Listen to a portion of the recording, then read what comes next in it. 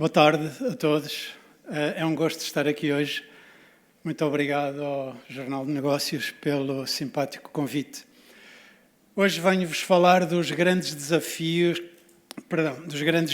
das marcas de luxo que enfrentam neste momento.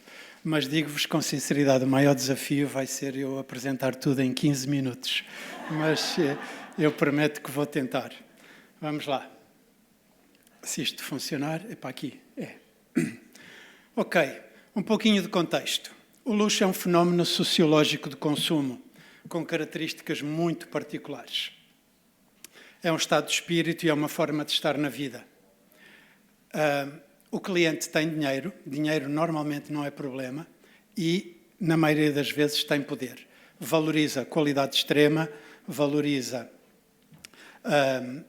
raridade, exclusividade e cultura. O que é que ele procura? Ele procura, sobretudo, comprar por desejo para viver momentos de felicidade intensa. O grande mestre da gestão do luxo, Jean-Noël Cap-Ferrer, professor em França de gestão de marcas de luxo, ele dizia, eu tenho que ler que não sei de cor, o consumo de luxo emerge do desejo de elevar o ego em duas dimensões, para nós próprios e aos olhos dos outros. Naturalmente que há clientes que consomem mais por prazer pessoal e há outros que consomem mais por afirmação social ou competição social.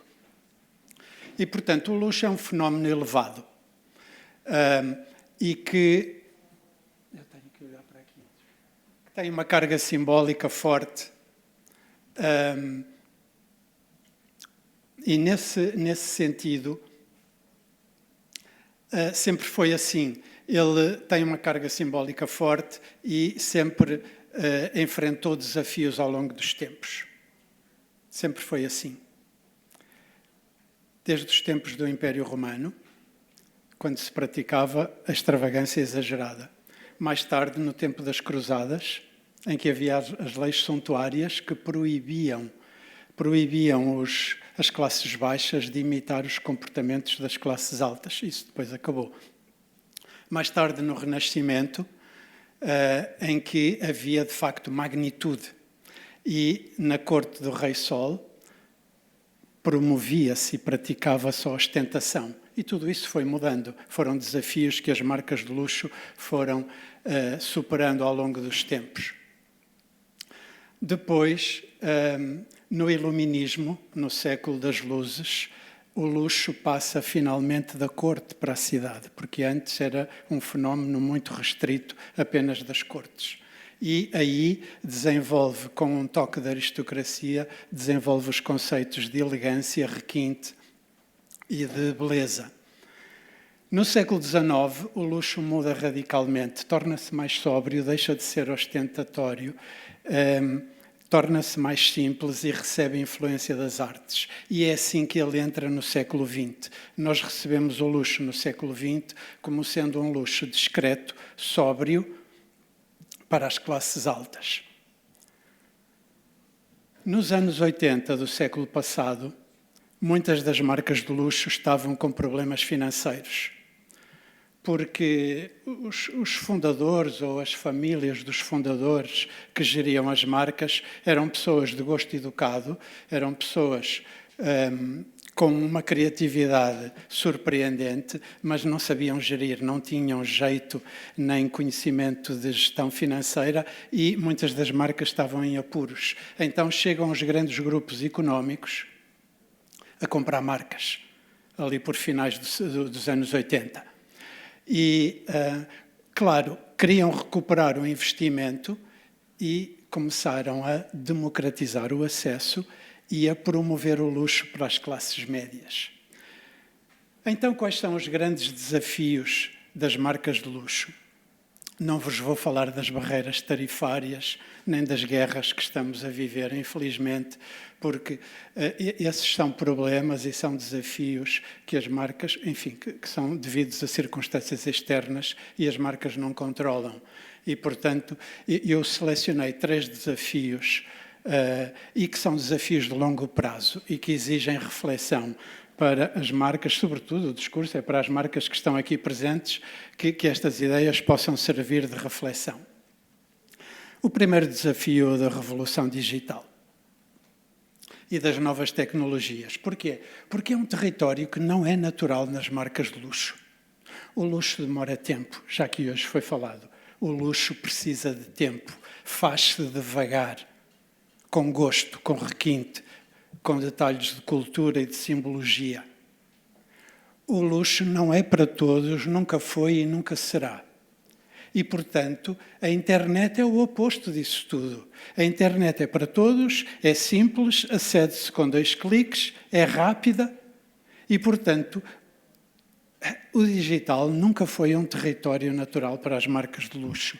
E, portanto, ali por altura de 2010, elas começam a sentir essa necessidade de enfrentar este desafio, mas com muita dificuldade. Após um período de resistência, no início, acabaram por perceber que a sociedade tinha digitalizado, que o mundo tinha digitalizado e que as marcas de luxo que, apesar de não seguirem modas nem tendências, porque o luxo é intemporal e não segue tendências que são efêmeras, a verdade é que tinha que acompanhar a evolução da sociedade e a sociedade tinha-se digitalizado. Então, começaram a trabalhar nessa área e hoje em dia a maioria das marcas, praticamente a totalidade das marcas, está a fazer um bom trabalho nessa área. Só que este desafio não acaba. Porquê? Porque as novas tecnologias não param de evoluir e não param de aparecer. E, portanto, este desafio de adaptação constante e de incorporação constante de novas tecnologias vai ter que continuar. E o próximo desafio é o da incorporação da inteligência artificial, mas já se está a fazer trabalho nessa área. Há 15 dias houve a feira tecnológica Vivatech, em Paris, e já apareceram soluções interessantes de inteligência artificial para as marcas de luxo. Sustentabilidade e tudo o que ela implica. É um desafio que se começou a colocar lentamente às marcas a partir de 2012, sensivelmente. O luxo antes praticava o excesso e o desperdício e nunca se preocupou com as questões da sustentabilidade. Conto-vos aqui um pequeno episódio. Eu fiz o meu primeiro curso de gestão de marcas de luxo em 2009 em Madrid e tinha uma disciplina de responsabilidade social corporativa. E, na época, o professor, numa das aulas, falou timidamente de sustentabilidade. E dizia-nos, bem, a sustentabilidade não é propriamente um tema premente no luxo, mas começa-se timidamente a falar disso e acredita-se que no futuro ele poderá ter relevância e, por isso, eu deixo-vos aqui o alerta para que fiquem atentos a este tema, porque ele vai provavelmente evoluir no futuro. Nós, na altura, nem sabíamos bem o que isso era. E a verdade é que 16 anos depois, são poucas as marcas que estão a fazer um trabalho bem feito nesta área. E uma delas é o Grupo Kering. Vale a pena depois entrarem no site e verem a estratégia de sustentabilidade que o grupo tem, que é de facto notável. Mas a maioria das marcas está a fazer greenwashing para agradar aos clientes e à sociedade. E, portanto, é preciso fazer claramente um trabalho sério na área da sustentabilidade. Não para agradar aos clientes, não para agradar à sociedade ou à imprensa, mas porque o luxo usa matérias-primas raras e é incomportável e eu diria até moralmente reprovável que se continuem a usar matérias-primas raras com desperdício e com excesso. Tem que haver contenção.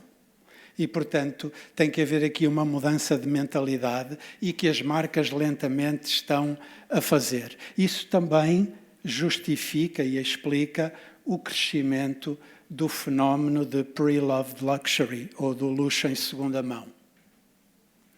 E agora chega o terceiro desafio que eu escolhi para esta apresentação e que, na minha opinião, é o mais importante deles todos, o mais difícil e que não vai ser fácil de resolver, se alguma vez se resolver. O desafio da democratização, da banalização do luxo. Este século XXI, muito fruto dos grupos económicos nos anos 80, finais de 80, princípios de 90, terem começado a comprar marcas. O grupo LVMH tem 75 marcas, o grupo Kering tem 12 ou 13 ou 15, por aí. O grupo Richemont tem 26. São verdadeiros conglomerados, donos de marcas, geridos por financeiros. As marcas de luxo eram tradicionalmente geridas por criativos, com muita sensibilidade, e agora são geridas por financeiros que pressionam as marcas para terem resultados rápidos. E começa a surgir aqui, no início deste século, um boom do luxo banalizado. Do luxo banalizado para os clientes aspiracionais do dinheiro novo. E um luxo com cores atrevidas, com modelos estranhos e com logótipos demasiado evidentes para mostrar. Muito ruído e muita necessidade de afirmação social. E o dinheiro, o novo dinheiro, ou o dinheiro novo, passa a ser o novo Deus das marcas de luxo. Uma notícia curiosa que saiu agora recentemente, em fevereiro, a Ferrari anunciou que vai começar a restringir as opções de personalização para evitar, e cito, carros estranhos. Querem eles dizer para evitar o mau gosto. Porque há gente com muito dinheiro, mas de gosto duvidoso. Gosto duvidoso é o festival que assistimos todos os anos na Met Gala, que é um festival de afirmação social. E o luxo tornou-se neste carnaval. O que é que acontece? Existe uma obsessão, passa a redundância, excessiva com o crescimento. As marcas têm que crescer, crescer, crescer, crescer. E se há um ano que não crescem, são penalizadas, apontam-lhes o dedo, são vilipendiadas. Existe aqui uma presença exagerada em mercados emergentes. Na China, na Índia, no Brasil, no México. A mensagem que as marcas de luxo antes passavam eram subtis, eram simbólicas, eram elevadas e agora são mensagens mais acessíveis e mais óbvias, porque o interlocutor ou o destinatário não tem o gosto educado e não tem digamos, a capacidade de entender muito mais. Portanto, chegamos aqui a este paradigma do luxo banalizado e que, sinceramente, como é que eu vejo que isto se resolve? Eu acredito. O que é que eu tenho visto, ou o que é que todos temos visto? Que as marcas que decidiram trilhar este caminho do luxo banalizado agora estão a sofrer. E é notícia que todas as marcas de luxo banalizado estão a baixar vendas e estão com problemas nos resultados financeiros. Curiosamente, as pouquíssimas marcas de luxo que decidiram não banalizar, fala-se sempre na Hermès, fala-se na Rolls-Royce, fala-se na Ferrari, fala-se na Van Cleef & Arpels, na joalharia, fala-se numa marca de moda muito recente, The Row, fala-se na Rolex. Essas marcas não baixaram vendas e estão com resultados financeiros muito sólidos. E, portanto, aparentemente, a aposta na não banalização parece estar a dar resultados. Como é que eu vejo o futuro disto? Porque as marcas agora são geridas por financeiros e não por criativos, e existe esta pressão constante, e porque também, hoje em dia, ganha-se mais dinheiro e de maneira mais fácil. Há um estudo da McKinsey recente que diz que nos últimos 25 anos a quantidade de dinheiro que existe no mundo multiplicou por 3. É impressionante. E, portanto,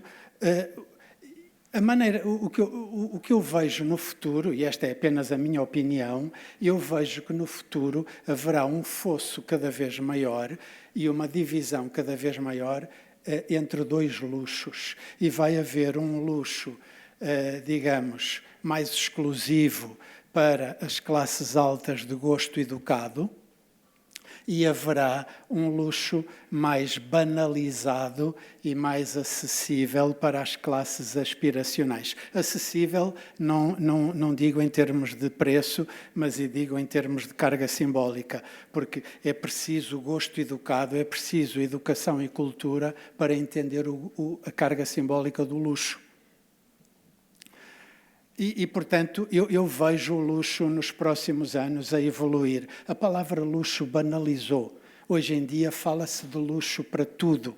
E a palavra está um bocadinho banalizada. Conto-vos aqui uma coisa que me foi contada há tempos, que no ano passado houve uma reunião de líderes de marcas de luxo em Milão e discutiu-se muito ao de leve a hipótese ou a ideia de se criar, ou de se inventar, ou de se procurar uma outra palavra para identificar o verdadeiro luxo, porque a palavra luxo hoje está demasiado banalizada e já não perdeu elan e já não tem aquela carga de valor que tinha antes, porque hoje tudo é luxo.